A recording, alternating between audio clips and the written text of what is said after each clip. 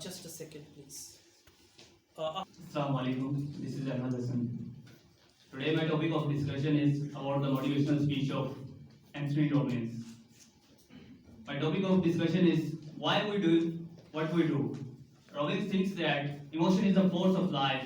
If people use that emotion to drive them, they can achieve anything.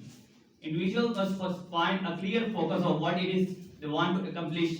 Second, they must create a best strategies with best tools possible. Third, they must resolve any and all inner conflicts in their mind.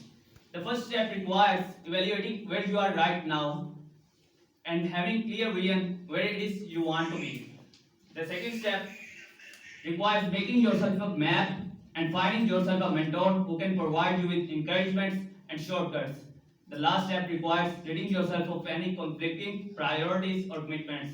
80% of your success rate is depends upon your psychology, but the 20% depends on your mechanics. And at the last, I would like to mention the quote of Tony Robbins: "Stay committed to your decision, but stay flexible to your approach."